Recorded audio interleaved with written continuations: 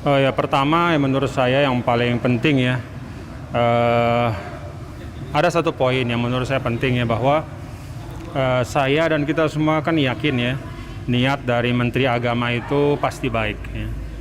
Jadi niat dari Menteri Agama itu saya yakin betul, hakul yakin adalah baik. Karena beliau kan juga seorang tokoh ya dari organisasi Islam yang terbesar, kemudian juga putra dari seorang ulama besar ya, Al-Maghfurlah Kiai Haji Khalil Bisri ya. Jadi niat beliau pasti baik, itu yang pertama. Yang kedua memang dalam tataran surat edaran itu menurut saya ada beberapa hal yang mungkin perlu diperhatikan ya. Ya katakanlah sebagai bahan untuk mungkin mengkoreksi ya. Yang pertama bahwa salah satu kaedah paling mendasar di dalam membuat satu kebijakan publik itu kan ada yang disebut dengan kaidah imparsialitas. Imparsialitas itu artinya rata, seimbang, adil, tidak memihak.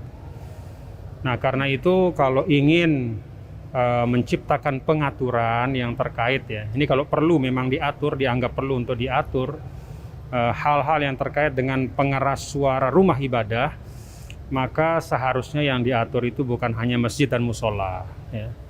Karena kan pengeras suara itu tidak hanya dipakai di masjid dan musola ya, tetapi ya di rumah-rumah ibadah yang lain itu juga ada pengeras suara, dan juga ada momen-momen di mana acara-acara ritual keagamaan itu juga mengeluarkan suara yang cukup besar.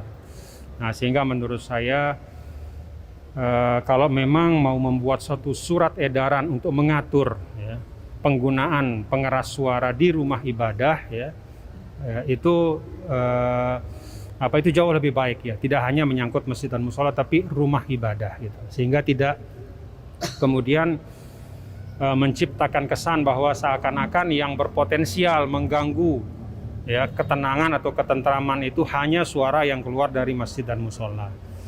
Ya kan kita tahu misalnya di beberapa daerah itu rumah-rumah ibadah non-Islam itu kan juga punya mengeluarkan suara juga kan ya, kidung-kidung atau lagu-lagu pujian ya, lagu-lagu keagamaan gitu. Jadi menurut saya kalau mau membuat pengaturan, maka yang diatur jangan hanya masjid dan musola gitu. Itu yang pertama. Yang kedua, di banyak tempat di Indonesia ini sesungguhnya masjid itu tidak hanya tempat berkumpul untuk sholat ya.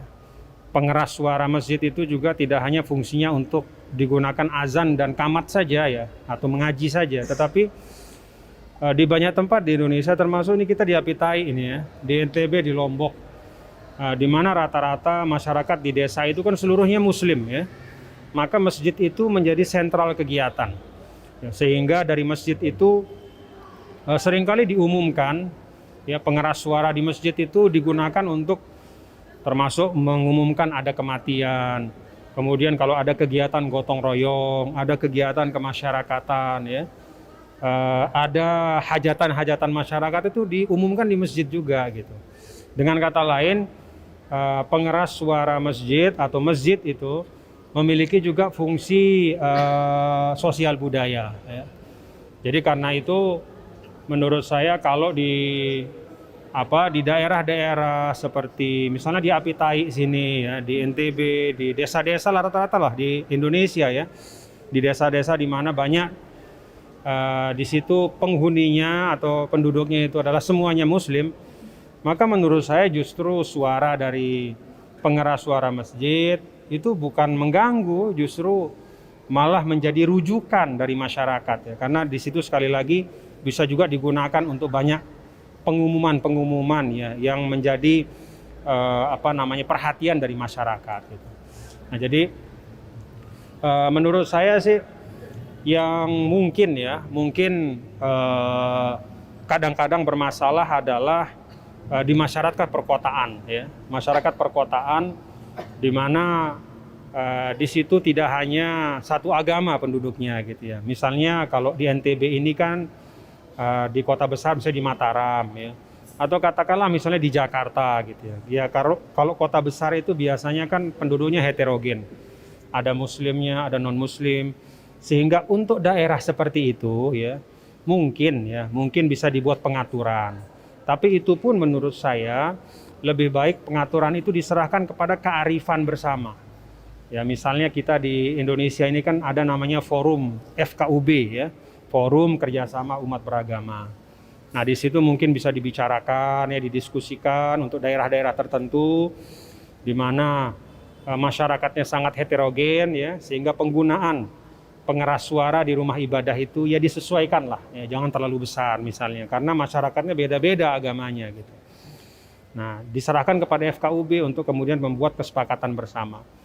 Menurut saya kalau kesepakatan itu lahir dan dibicarakan di tingkat masyarakat dan disepakati, itu akan jauh lebih mudah diterima gitu ya, dibanding misalnya surat edaran yang istilahnya berlaku untuk semua gitu. Padahal situasi masing-masing daerah itu kan beda-beda.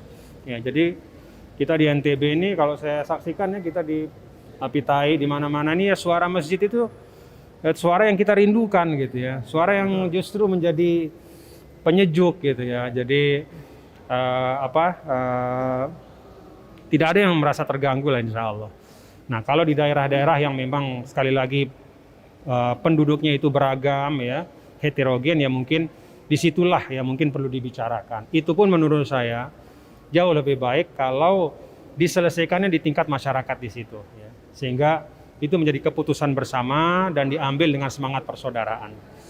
Ya, itu sih dua hal yang menurut saya mungkin perlu dijadikan pertimbangan ya untuk ke depan ya, apakah misalnya kalau berkenan ini dikoreksi kan bagus ya, sehingga tidak terkesan hanya menyasar kepada masjid dan musola gitu, tetapi juga bisa diberlakukan untuk semua. Terima kasih. Assalamualaikum warahmatullahi wabarakatuh.